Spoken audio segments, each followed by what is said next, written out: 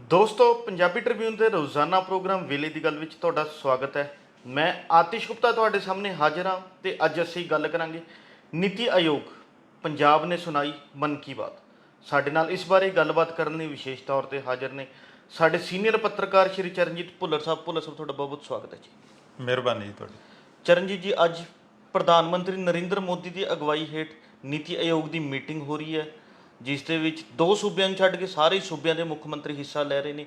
ਗੱਲ ਕਰੀਏ ਪੰਜਾਬ ਦੀ ਤਾਂ ਪੰਜਾਬ ਦੀ ਤਰਫੋਂ ਮੁੱਖ ਮੰਤਰੀ ਭਗਵੰਤ ਸਿੰਘ ਮਾਨ ਜਿਹੜੇ ਮੀਟਿੰਗ 'ਚ ਪਹੁੰਚੇ ਹੋਏ ਨੇ।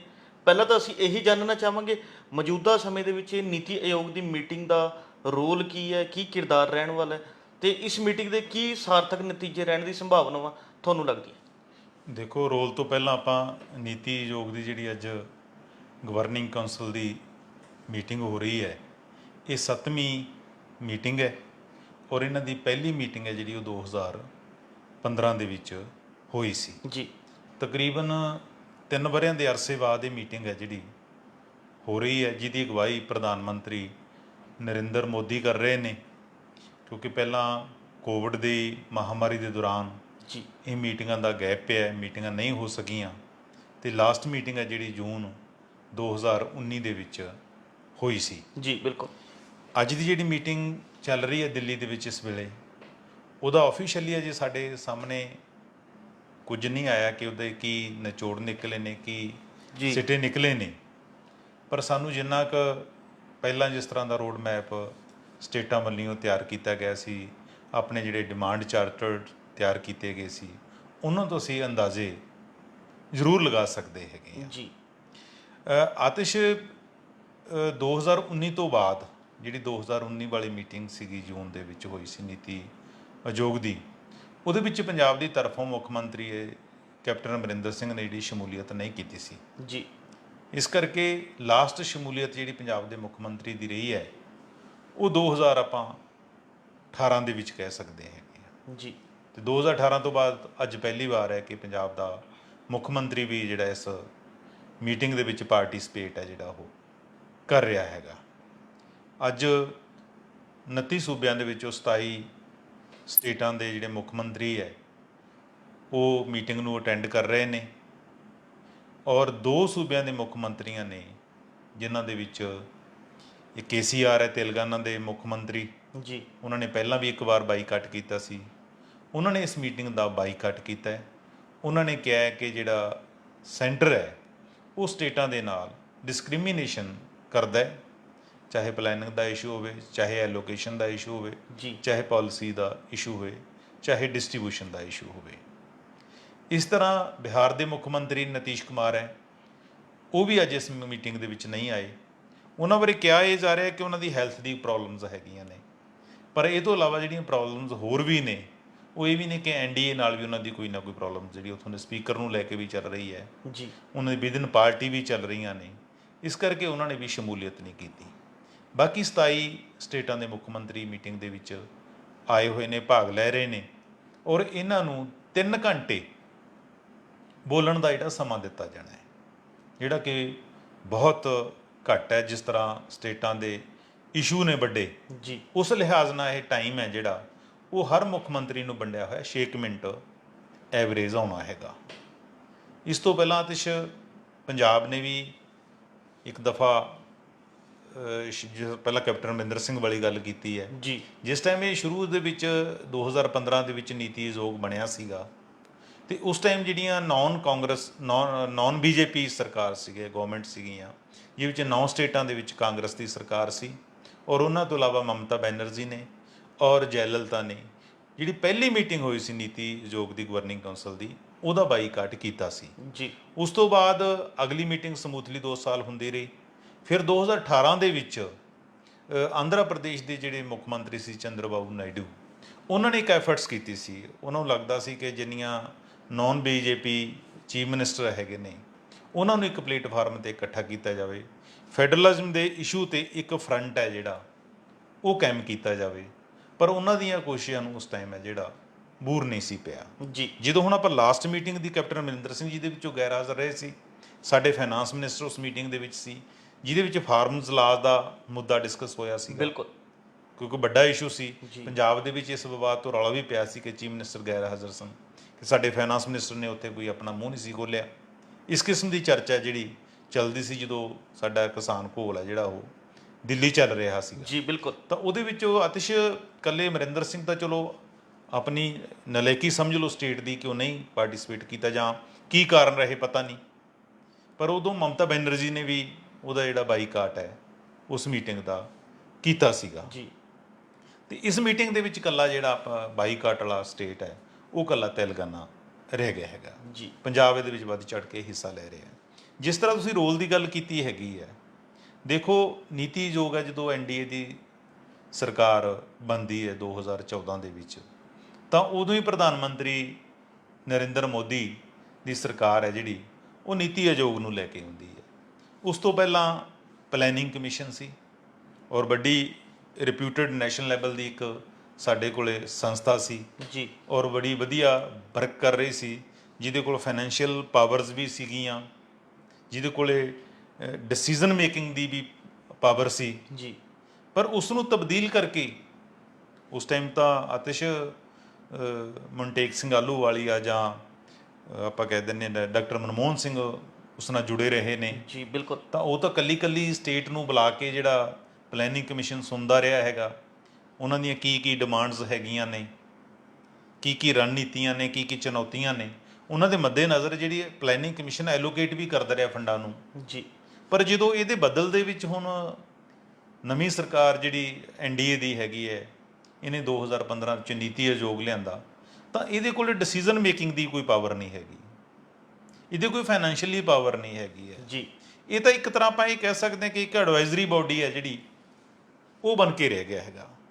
ਤੇ ਜਦੋਂ ਨੀਤੀ ਆਯੋਗ ਨੇ ਕੋਈ ਫੈਸਲੇ ਹੀ ਨਹੀਂ ਲੈਣੇ, ਕੋਈ ਉਹਦੇ ਕੋਲੇ ਫੰਡਾਂ ਨੂੰ, ਹੁਣ ਤਾਂ ਦੇਖੋ ਸਾਰੇ ਜਿੰਨੇ ਵੀ ਫੈਸਲੇ ਹੁੰਦੇ ਹੈ ਉਹ ਸੈਂਟਰਲ ਜਿਹੜੀ ਕੈਬਨਿਟ ਹੈ ਉਹਦੇ ਵਿੱਚ ਡਿਸਾਈਡ ਹੁੰਦਾ ਹੈਗਾ। ਬਿਲਕੁਲ। ਪਰ ਮੈਨੂੰ ਲੱਗਦਾ ਕਿ ਨੀਤੀ ਆਯੋਗ ਤਾਂ ਹੁਣ ਇੱਕ ਪਲੇਟਫਾਰਮ ਦੀ ਤਰ੍ਹਾਂ ਰੱਖਿਆ ਗਿਆ ਹੈਗਾ, ਜੀ। ਕਿ ਜਿਹਦੇ ਵਿੱਚ ਇੱਕ ਝੋਲਾ ਦਿੱਤਾ ਜਾਵੇ, ਜਿਸ ਤਰ੍ਹਾਂ ਐਨਡੀਏ ਦਾ ਨਾਅਰਾ ਹੈਗਾ ਕਿ ਸਬਕਾ ਸਾਥ ਸਬਕਾ ਵਿਕਾਸ, ਕਿ ਲੋਕਾਂ ਨੂੰ ਲੱਗੇ ਕਿ ਪੰਜਾਬ ਦੇ ਵਿੱਚ ਸੰਘੀ ਢਾਂਚਾ ਉਹ ਬੜਾ ਮਜ਼ਬੂਤ ਹੈ, ਕਿ ਜਿਹੜੇ ਸੈਂਟਰ ਦੀ ਗਵਰਨਮੈਂਟ ਜਾਂ ਭਾਰਤ ਸਰਕਾਰ ਜਿਹੜੀ ਫੈਸਲੇ ਲੈਂਦੀ ਹੈ ਉਹ ਸੂਬਿਆਂ ਦਾ ਸਹਿਯੋਗ ਲਿਆ ਜਾਂਦਾ ਹੈ। ਜੀ। ਉਹਨਾਂ ਫੈਸਲਿਆਂ ਦੇ ਵਿੱਚ ਡਿਸੀਜਨ ਮੇਕਿੰਗ ਦੇ ਵਿੱਚ ਸੂਬਿਆਂ ਦੀ ਜਿਹੜੀ ਪਾਰਟਿਸਿਪੇਸ਼ਨ ਹੈ ਜਿਹੜੀ ਉਹ ਕਰਾਈ ਜਾਂਦੀ ਹੈਗੀ ਹੈ। ਮੈਨੂੰ ਲੱਗਦਾ ਕਿ ਇੱਕ ਝੋਲਾ ਦੇਣ ਦੇ ਲਈ ਲੋਕਾਂ ਨੂੰ ਦੇਖਣ ਨੂੰ ਲੱਗੇ ਜੀ ਕਿ ਦੇਖੋ ਜੀ ਸਟੇਟਾਂ ਦੀ ਕਿੰਨੀ ਪੁੱਛਗਿੱਛ ਹੈ, ਇਹ ਸਿਰਫ ਮੈਨੂੰ ਲੱਗਦਾ ਇੱਕ ਦਿਖਾਵੇ ਤੋਂ ਵੱਧ ਹੈ ਜਿਹੜਾ, ਉਹ ਕੁਛ ਨਹੀਂ। ਤੁਹਾਡੇ ਯਾਦ ਹੋਏਗਾ ਕਿ ਸੁਖਬੀਰ ਸਿੰਘ ਬਾਦਲ ਜਦੋਂ ਐਨਡੀਏ ਚੋਂ ਬਾਹਰ ਹੋਏ ਨੇ ਫਾਰਮਜ਼ ਲਾ ਦੇ ਇਸ਼ੂ ਤੇ, ਜੀ। ਤਾਂ ਉਹ ਖੁਦ ਵੀ ਆਪਣੀ ਇੰਟਰਵਿਊਜ਼ 'ਚ ਇਹ ਕਹਿੰਦੇ ਰਹੇ ਨੇ ਕਿ ਜਿਹੜੀ ਐਨਡੀ ਦੇ ਜਿਹੜੇ ਪਾਰਟਨਰ ਨੇ, ਡਿਸਕਸ਼ਨ ਤਾਂ ਕਦੇ ਉਹਨਾਂ ਨਾਲ ਨਹੀਂ ਹੋਈ। ਜੀ ਬਿਲਕੁਲ। ਸਟੇਟਾਂ ਨਾਲ ਤਾਂ ਦੂਰ ਦੀ ਗੱਲ, ਸਾਡੇ ਕੋਲੇ ਵੱਡੇ ਫੈਸਲੇ ਆਏ, ਨੋਟਬੰਦੀ ਦਾ ਆਇਆ, ਉਹਦੇ ਵਿੱਚ ਸਟੇਟਾਂ ਦੀ ਕਿੰਨੀ ਕੁ ਸੁਣਵਾਈ ਹੋਈ? ਜੀ। ਸਿਰਫ ਮੌਕੇ ਤੇ ਪਤਾ ਲੱਗਿਆ। ਫਾਰਮਜ਼ ਲਾ ਦਾ ਇਸ਼ੂ ਸਾਡੇ ਸਾਹਮਣੇ ਹੈਗਾ, ਬਿਲਕੁਲ। ਜਿਹੜੇ ਸਟੇਕ ਹੋਲਡਰ ਆ ਉਹਨਾਂ ਨਾਲ ਨਹੀਂ ਗੱਲ ਕੀਤੀ ਗਈ। ਇਸ ਕਰਕੇ ਜਿਹੜੀ ਕੋਈ ਦੌਰ ਸੀਗਾ ਕਿ ਜਦੋਂ ਪਾਵਰਾਂ ਦਾ ਕੋਈ ਸੈਂਟਰਲਾਈਜੇਸ਼ਨ ਹੁੰਦਾ ਸੀਗਾ, ਤਾਂ ਉਹਦੇ ਅਗੇਂਸਟ ਜਿਹੜੀਆਂ ਖੇਤਰੀ ਪਾਰਟੀਆਂ ਸਮੇਂ-ਸਮੇਂ 'ਤੇ ਆਪਣਾ ਇੱਕ ਸਮੂਹ ਜਾਂ ਆਪਾਂ ਕਹਿ ਲਈਏ ਗਰੁੱਪ ਜਾਂ ਫਰੰਟ ਕਾਇਮ ਕਰਦੀਆਂ ਰਹੀਆਂ ਨੇ। ਸ਼੍ਰੋਮਣੀ ਅਕਾਲੀ ਦਲ ਦਾ ਰੋਲ ਵੀ ਉਹਦੇ ਵਿੱਚ ਵਧਮਾ ਰਿਹਾ ਹੈ ਹਮੇਸ਼ਾ ਹੀ। ਪਰ ਹੁਣ ਜਿਹੜਾ ਇਸ ਕਿਸਮ ਦਾ ਸਾਨੂੰ ਮਮਤਾ ਬੈਨਰਜੀ ਹੋਰ ਕੁਝ ਪਾਰਟੀਆਂ ਜਿਹੜੀਆਂ ਮਿਲ ਕੇ ਕਰਦੀਆਂ ਐਫਰਟਸ, ਪਰ ਉਹ ਸਿਰੇ ਨਹੀਂ ਲੱਗਦੀ। ਇਸ ਵਾਰ ਤਾਂ ਮਮਤਾ ਬੈਨਰਜੀ ਦੇਖੋ ਲੱਗਦਾ ਸੀ ਕਿ ਪਹਿਲਾਂ ਸ਼ਾਇਦ ਕੋਈ ਇਦਾਂ ਦਾ ਸਟੈਪ ਲਏਗੀ ਪੁਰਾਣਾ, ਜਿਸ ਤਰ੍ਹਾਂ ਉਹਨਾਂ ਦਾ ਰਿਕਾਰਡ ਹੈ, ਪਰ ਇਸ ਵਾਰ ਤਾਂ ਉਹ ਨੀਤੀ ਆਯੋਗ ਦੀ ਮੀਟਿੰਗ ਅਟੈਂਡ ਕਰ ਰਹੇ ਨੇ ਅੱਜ। ਉਸ ਤੋਂ ਪਹਿਲਾਂ ਪ੍ਰਧਾਨ ਮੰਤਰੀ ਨੂੰ ਵੀ ਮਿਲਦੇ ਨੇ, ਆਪਣੇ ਸਟੇਟ ਦੇ ਜਿਹੜੇ ਇਸ਼ੂ ਹੈ ਉਹ ਉਹਨਾਂ ਨਾਲ ਡਿਸਕਸ ਕਰਦੇ ਨੇ। ਸੋ ਉਹ ਇਹ ਹੁਣ ਇੱਕ ਆਪਾਂ ਕਹਿ ਸਕਦੇ ਹਾਂ ਅਤਿਸ਼ ਦਿਖਾਵੇ ਦੀ ਗੱਲ ਰਹਿ ਗਈ ਹੈ। ਚਾਹੇ ਅੱਜ ਦੀ ਮੀਟਿੰਗ ਦਾ ਜਿਹੜਾ ਏਜੰਡੇ ਸੀਗੇ ਜੀ, ਜਿਹੜੇ ਸਟੇਟਾਂ ਨਾਲ ਡਿਸਕਸ ਕੀਤੇ ਗਏ ਨੇ, ਉਹਦੇ ਵਿੱਚ ਕ੍ਰੌਪ ਡਾਇਵਰਸੀਫਿਕੇਸ਼ਨ ਦਾ ਸੀਗਾ, ਇੱਕ ਨੈਸ਼ਨਲ ਐਜੂਕੇਸ਼ਨ ਪਾਲਿਸੀ ਦਾ ਸੀ। ਦੋ ਮੇਨ ਏਜੰਡਿਆਂ ਤੇ ਚਰਚਾ ਹੋਈ ਹੈ। ਪਰ ਇਹ ਤੋਂ ਇਲਾਵਾ ਬਹੁਤ ਸਾਰੀਆਂ ਸਟੇਟਾਂ ਨੇ ਜਾਂ ਮੁੱਖ ਮੰਤਰੀਆਂ ਨੇ ਜਿਹੜਾ GST ਦਾ ਕੰਪਨਸੇਸ਼ਨ ਦਾ ਇਸ਼ੂ ਹੈ ਉਹ ਵੀ ਵਧਵੇਂ ਰੂਪ ਦੇ ਵਿੱਚ ਉਠਾਇਆ ਹੈ। ਸੋ ਨੀਤੀ ਆਯੋਗ ਜਦੋਂ ਤੁਸੀਂ ਪੁਰਾਣੀਆਂ ਸੰਸਥਾਵਾਂ ਨੂੰ, ਉਹਨਾਂ ਦੇ ਮੂਲ ਸਟਰਕਚਰ ਹੈ ਜਿਹੜੇ, ਉਹਨਾਂ ਨੂੰ ਚੇਂਜ ਕਰਾਂਗੇ ਤਾਂ ਉਹਨਾਂ ਦੀ ਨੈਚੁਰਲੀ ਭੂਮਿਕਾ ਦੇ ਵਿੱਚ ਵੀ ਬਦਲਾਅ ਆਏਗਾ। ਬਿਲਕੁਲ। ਤਾਂ ਇਹ ਸਰਕਾਰ ਤੇ ਇੱਕ ਨਵਾਂ ਜਿਹੜੀ ਇਹਨਾਂ ਦੇ ਵਿਰੋਧੀ ਜਾਂ ਆਮ ਲੋਕਾਂ ਦੇ ਵਿੱਚ ਇਹ ਗੱਲ ਘਰ ਕਰਨ ਲੱਗੀ ਹੈ ਕਿ ਜਿਹੜੀ ਭਾਜਪਾ ਦੀ ਕੇਂਦਰ ਸਰਕਾਰ ਹੈ, ਇਹ ਜਿਹੜੀਆਂ ਇੰਸਟੀਟਿਊਸ਼ਨਾਂ ਦੇ ਵਿੱਚ ਬਹੁਤ ਵੱਡਾ ਫੇਰ ਬਦਲ ਕਰ ਰਹੀ ਹੈ, ਉਹਨਾਂ ਦੇ ਮੂਲ ਸਟਰਕਚਰ ਦੇ ਨਾਲ ਛੇੜਛਾੜ ਕੀਤੀ ਜਾ ਰਹੀ ਹੈ। ਜੀ ਇਸ ਕਰਕੇ ਦੇਖੋ, ਤੁਸੀਂ ਇਸ ਚੀਜ਼ ਦਾ ਨਾਮ ਬਦਲਣਾ ਵੱਖਰੀ ਗੱਲ ਹੈ ਕਿ ਜੇ ਉਹਨਾਂ ਦੀ ਤਾਕਤਾਂ ਹੀ ਖੋਹ ਲੈਣੀਆਂ ਹੈਗੀਆਂ, ਕਿੱਥੇ ਸਾਡੇ ਕੋਲ ਇੱਕ ਪਲੈਨਿੰਗ ਕਮਿਸ਼ਨ ਏਡਾ ਮਜ਼ਬੂਤ ਸੰਸਥਾ ਸੀ, ਬਿਲਕੁਲ। ਕਿੱਥੇ ਹੁਣ ਸਾਡੇ ਕੋਲ ਇੱਕ ਪਲੇਟਫਾਰਮ ਰਹਿ ਗਿਆ ਕਿ ਸਾਨੂੰ ਲੱਗੇ ਕਿ ਅਸੀਂ ਆਪਣੀ ਡਿਸਕਸ਼ਨ ਕਰ ਰਹੇ ਹਾਂ। ਸੈਂਟਰ ਨੂੰ ਵੀ ਲੱਗਦਾ ਹੈ, ਭਾਜਪਾ ਸਰਕਾਰ ਨੂੰ, ਕਿ ਦੇਖੋ ਅਸੀਂ ਸਟੇਟਾਂ ਨੂੰ ਕਿੰਨੇ ਮੌਕੇ ਅਪਰਚੂਨਿਟੀਆਂ ਦੇ ਰਹੇ ਹਾਂ, ਕਿ ਉਹ ਆਪਣੀ ਗੱਲ ਇੱਕ ਪਲੇਟਫਾਰਮ ਤੇ ਰੱਖਦੇ ਹੈ। ਸੈਂਟਰ ਸਟੇਟ ਰਿਲੇਸ਼ਨਸ ਦੀ ਇੱਕ ਮਜ਼ਬੂਤੀ ਹੈ ਜਿਹੜੀ ਉਹ ਦਿਖਾਈ ਜਾ ਰਹੀ ਹੈਗੀ ਆ।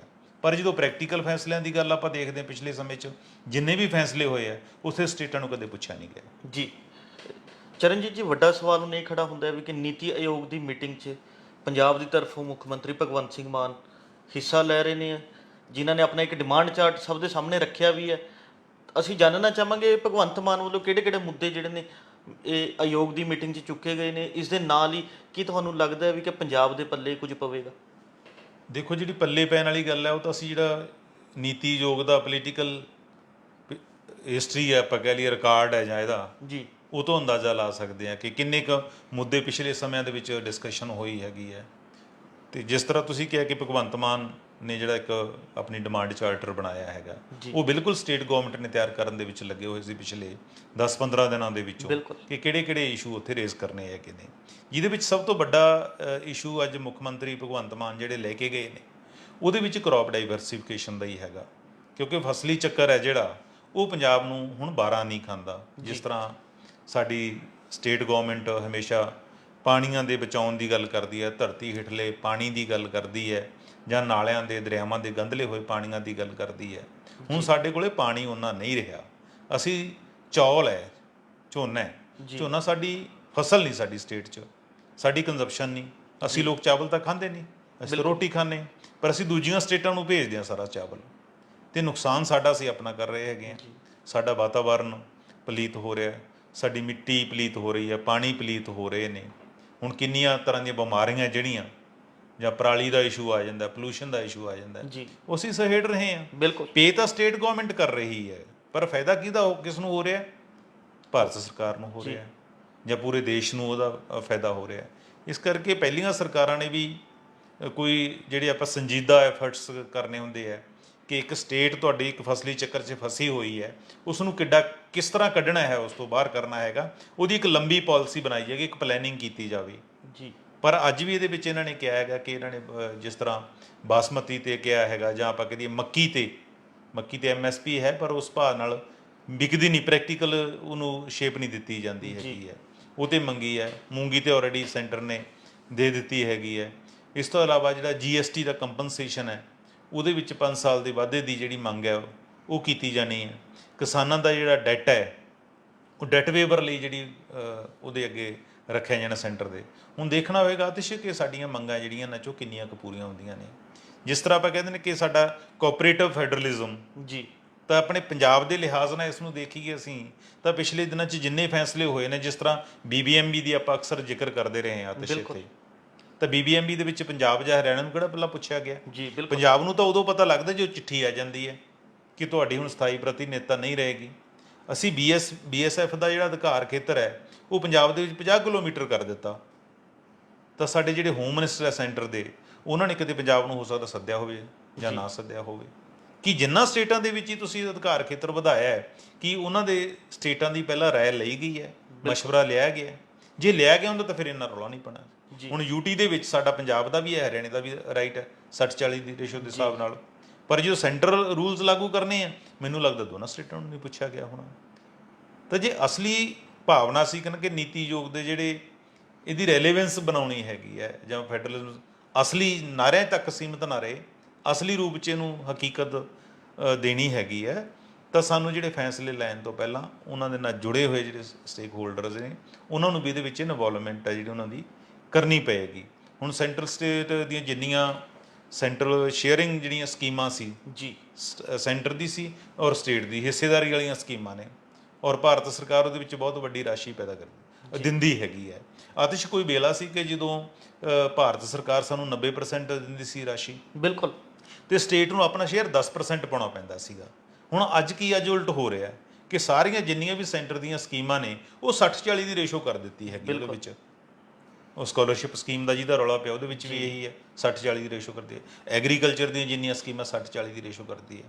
ਜਿਹੜੇ ਸਾਡੇ ਫਾਈਨੈਂਸ਼ੀਅਲ ਵਸੀਲੇ ਨੇ ਉਹ ਤਾਂ ਸੈਂਟਰ ਆਪਣੇ ਹੱਥਾਂ 'ਚ ਲੈ ਰਿਹਾ ਹੈ। ਸਾਡੇ ਕੋਲੋਂ ਜਿਹੜਾ ਪੈਸਾ ਹੈ, ਆਮਦਨ ਦੇ ਸਰੋਤ ਹੈ, ਉਹ ਤਾਂ ਆਪਣੇ ਕੋਲੇ ਸੈਂਟਰਲਾਈਜ਼ ਕਰ ਰਿਹਾ ਹੈਗਾ। ਪਰ ਜੋ ਦੇਣ ਦੀ ਵਾਰੀ ਆਉਂਦੀ ਹੈ ਉਦੋਂ ਇਸ ਕਿਸਮ ਦੀ ਡਿਸਕ੍ਰਿਮੀਨੇਸ਼ਨ ਹੋ ਰਹੀ ਹੈ ਕਿ ਸ਼ੇਅਰਿੰਗ ਦੇ ਵਿੱਚ ਸਾਡੀ ਜਿਹੜੀ 40% ਤੱਕ ਸਾਨੂੰ ਲੈ ਗਏ। ਇਹੀ ਕਾਰਨ ਹੈ ਕਿ ਪੰਜਾਬ ਬਹੁਤੀਆਂ ਸਕੀਮਾਂ ਨੂੰ ਯੂਟਿਲਾਈਜ਼ ਨਹੀਂ ਕਰਦਾ, ਬਿਲਕੁਲ, ਕਿਉਂਕਿ ਉਹਦਾ ਸੈਂਟਰ ਜਿਹੜਾ ਸ਼ੇਅਰ ਹੈ ਉਹ ਕਾਫੀ ਵਧ ਜਾਂਦਾ ਹੈਗਾ। ਇਸ ਕਰਕੇ ਉਹ ਆਪਣੀਆਂ ਸਕੀਮਾਂ ਦੇ ਦਿੰਦਾ ਸਟੇਟ ਤਰਫੋਂ, ਸੈਂਟਰ ਵਾਲੀਆਂ ਜਿਹੜੀਆਂ ਉਹ ਯੂਜ਼ ਹੀ ਨਹੀਂ ਹੁੰਦੀਆਂ। ਤਾਂ ਇਹਨੂੰ ਅਮਲੀ ਰੂਪ ਦੇ ਵਿੱਚ ਅਸੀਂ ਜੇ ਇਸ ਚੀਜ਼ ਨੂੰ ਫੈਡਰਲਿਜ਼ਮ ਨੂੰ ਧਰਤੀ ਤੇ ਲੈ ਕੇ ਆਉਣਾ ਹੈਗਾ ਤਾਂ ਸਾਰੀਆਂ ਸਟੇਟਾਂ ਦੀ ਪੁੱਛ-ਗਿੱਛ ਹੈ, ਉਹਨਾਂ ਦੀ ਰਾਏ ਨਾਲ ਮਸ਼ਵਰੇ ਕਰਨੇ ਪੈਣਗੇ। ਉਹਨਾਂ ਦੇ ਹੱਕ ਵਾਲੇ ਫੈਸਲੇ ਜਿਹੜੇ ਮੁਬਾਰਾ ਖਾਂਦੇ ਆ, ਕਿਉਂਕਿ ਦੋਨੇ ਇਕੁਅਲ ਪਾਰਟਨਰ ਨੇ, ਸੈਂਟਰ ਔਰ ਸਟੇਟ। ਬਿਲਕੁਲ, ਤਾਂ ਉਹਨੂੰ ਇਕੁਅਲ ਪਾਰਟਨਰ ਵਾਲਾ ਜਿਹੜਾ ਦਰਜਾ ਉਹ ਵੀ ਦੇਣਾ ਹੋਏਗਾ। ਜੀ ਚਰਨਜੀਤ ਜੀ, ਇੱਕ ਬਿਜਲੀ ਸੋਧ ਬਿੱਲ ਦਾ ਮੁੱਦਾ ਫਿਰ ਮੁੜ ਜਿਹੜਾ ਹੈਗਾ ਉੱਭਰ ਕੇ ਸਾਹਮਣੇ ਆ ਰਿਹਾ। ਕਿਹਾ ਜਾ ਰਿਹਾ ਕੱਲ੍ਹ ਨੂੰ ਪਾਰਲੀਮੈਂਟ ਦੇ ਵਿੱਚ ਬਿਜਲੀ ਸੋਧ ਬਿੱਲ ਜਿਹੜਾ ਹੈਗਾ ਪੇਸ਼ ਕੀਤਾ ਜਾਵੇਗਾ। ਅਸੀਂ ਜਾਣਨਾ ਚਾਹਾਂਗੇ ਇਹ ਪਹਿਲਾਂ ਤਾਂ ਸੋਧ ਬਿੱਲ ਹੈ ਕੀ ਤੇ ਇਸ ਦਾ ਪੰਜਾਬ ਤੇ ਕੀ ਅਸਰ ਪਵੇਗਾ? ਆਤਿਸ਼, ਇਹ ਜਿਹੜਾ ਇਲੈਕਟ੍ਰਿਸਿਟੀ ਐਕਟ 2003 ਬਣਿਆ ਸੀਗਾ ਜੀ, ਕਿ ਜਦੋਂ ਵੀ ਸਾਡੇ ਤੁਸੀਂ ਪਟਿਆਲੇ ਦੇ ਹੈਗੇ ਹੋ ਪਾਵਰਕੌਮ ਤੋੜਿਆ, ਬਿਲਕੁਲ, ਪਾਵਰਕੌਮ ਬਣਾਇਆ ਗਿਆ ਜਦੋਂ, ਹੈ ਨਾ, ਬਿਜਲੀ ਬੋਰਡ ਤੋੜ ਕੇ। ਤਾਂ ਹੁਣ ਜਿਹੜਾ ਨੈਕਸਟ ਸਟੈਪ ਲਿਆ ਜਾ ਰਿਹਾ ਉਹ ਹੈ ਕਿ ਇਲੈਕਟ੍ਰਿਸਿਟੀ ਅਮੈਂਡਮੈਂਟ ਐਕਟ ਲਿਆਂਦਾ ਜਾ ਰਿਹਾ 2022। ਇਹਦੇ ਬਾਰੇ ਤੁਹਾਡੇ ਜਦੋਂ ਐਜੀਟੇਸ਼ਨ ਚੱਲਦੀ ਸੀ ਕਿਸਾਨਾਂ ਦੀ, ਤਾਂ ਉਦੋਂ ਵੀ ਪਾਰਲੀਮੈਂਟ ਦੇ ਵਿੱਚ ਲਿਆਂਦਾ ਜਾਣਾ ਸੀ।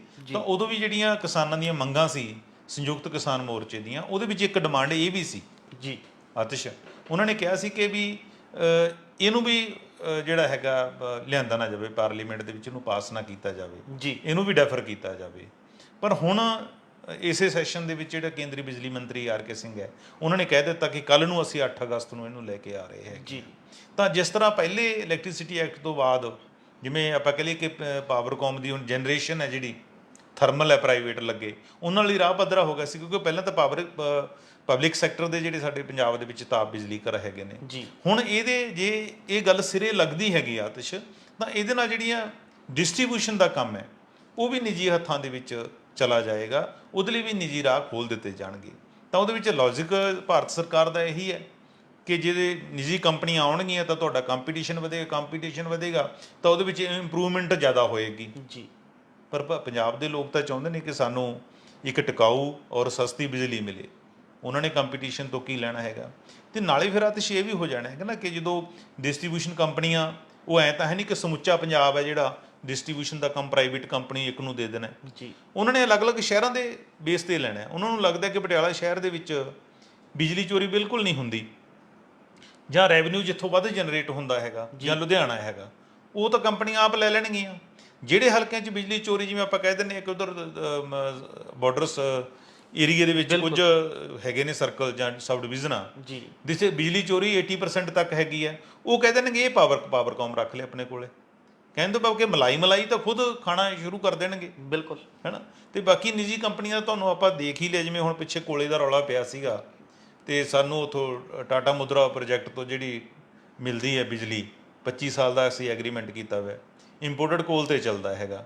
ਤੇ ਹੁਣ ਜਦੋਂ ਇੰਪੋਰਟਡ ਕੋਲ ਮਹਿੰਗਾ ਹੋ ਗਿਆ ਤਾਂ ਉਹਨਾਂ ਨੇ ਹੱਥ ਖੜੇ ਕਰਤੇ ਜੀ ਕਿ ਜੀ ਜੇ ਤੁਸੀਂ ਲੈਣੀ ਹੈ ਤਾਂ ਮਹਿੰਗੀ ਬਿਜਲੀ ਲਾਓ, ਤੇ ਸਾਡੇ ਨਾਲ ਸਮਝੌਤੇ ਤੋਂ ਭੱਜ ਗਏ। ਪੰਜਾਬ ਵਿੱਚ ਅਸੀਂ ਐਗਰੀਮੈਂਟ ਕੀਤਾ, ਇਹ ਤੋਂ ਅਸੀਂ ਪਿਛਾਂਹ ਨਹੀਂ ਹਟ ਸਕਦੇ ਜੀ। ਤੇ ਜੇ ਕੱਲ੍ਹ ਨੂੰ ਕੋਲਾ ਸਸਤਾ ਹੋ ਜੇ ਇੰਪੋਰਟਡ ਕੋਲ, ਕੀ ਫਿਰ ਸਾਨੂੰ ਸਮਝੌਤੇ ਤੋਂ ਦਰਾਂ ਤੋਂ ਪਾਸੇ ਹੋ ਕੇ ਕੀ ਸਾਨੂੰ ਸਸਤੀ ਬਿਜਲੀ ਦੇਣਗੇ? ਇਸ ਕਰਕੇ ਨਿੱਜੀ ਕੰਪਨੀਆਂ ਦਾ ਤਾਂ ਇੱਕੋ ਹੀ ਫੰਡਾ ਹੁੰਦਾ ਹੈ, ਇੱਕੋ ਹੀ ਮਕਸਦ ਹੁੰਦਾ ਕਿ ਉਹਨਾਂ ਨੇ ਪ੍ਰੋਫਿਟ ਲੈਣਾ ਹੁੰਦਾ ਹੈਗਾ।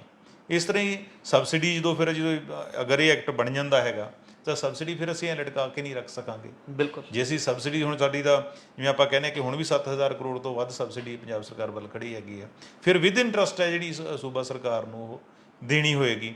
ਜਿਹੜੇ ਸਾਡੇ ਏਰੀਅਰਸ ਦਾ ਡਿਊਜ਼ ਹੈ ਕੰਪਨੀਆਂ ਦੇ, ਕੋਈ ਹੋਰ ਦੇਣੇ ਅਸੀਂ ਬਾਹਰ, ਮੰਨ ਲਓ ਕੋਲ ਇੰਡੀਆ ਦੇ ਦੇਣੇ ਆ, ਹੋਰ ਦੇਣੇ ਹੈਗੇ ਨੇ, ਉਹ ਵੀ ਨਹੀਂ ਫਿਰ ਅਸੀਂ ਰੋਕ ਸਕਾਂਗੇ। ਉਹ ਕਹਿੰਦੇ ਕਿ ਸਾਡੇ ਬਿਜਲੀ ਸਪਲਾਈ ਕੱਟ ਕਰ ਦਿਓ ਸੂਬੇ ਦੀ। ਇਵੇਂ ਸਾਡਾ ਸਟੇਟ ਦਾ ਰੈਗੂਲੇਟਰੀ ਹੈ, ਕਮਿਸ਼ਨ ਹੈ, ਉਹਨਾਂ ਦੇ ਵੀ ਹੱਥ ਹੈ ਜਿਹੜੇ ਬੰਨੇ ਜਾਣੇ ਨੇ। ਇਸ ਤਰ੍ਹਾਂ ਦੇ ਜਿੱਥੇ ਦੂਜੇ ਸੂਬਿਆਂ 'ਤੇ ਅਸਰ ਪੈਣਾ, ਪੰਜਾਬ 'ਤੇ ਵੀ ਇਹਦਾ ਅਸਰ ਪੈਣਾ। ਹੁਣ ਦੇਖਣਾ ਹੋਏਗਾ ਕਿ ਕੱਲ੍ਹ ਹੈ ਜਿਹੜਾ ਇਹ ਇਲੈਕਟ੍ਰਿਸਿਟੀ ਹੈ ਅਮੈਂਡਮੈਂਟ ਐਕਟ ਹੈ ਜਿਹੜਾ ਉਹ ਪੇਸ਼ ਹੁੰਦਾ ਪਾਰਲੀਮੈਂਟ 'ਚ ਜਾਂ ਨਹੀਂ ਜੀ। ਇਹ ਸਨ ਸਾਡੇ ਸੀਨੀਅਰ ਪੱਤਰਕਾਰ ਸ਼੍ਰੀ ਚਰਨਜੀਤ ਭੁੱਲਰ ਸਾਹਿਬ, ਜਿਨ੍ਹਾਂ ਨੇ ਆਪਣੇ ਵਡਮੁੱਲੇ ਵਿਚਾਰ ਸਾਡੇ ਨਾਲ ਸਾਂਝੇ ਕੀਤੇ। ਕੱਲ ਨੂੰ ਇਸੇ ਸਮੇਂ ਇੱਕ ਨਵੇਂ ਮੁੱਦੇ ਦੇ ਨਾਲ ਫਿਰ ਮਿਲਾਂਗੇ ਪ੍ਰੋਗਰਾਮ ਵੇਲੇ ਦੀ ਗੱਲ ਵਿੱਚ। ਧੰਨਵਾਦ।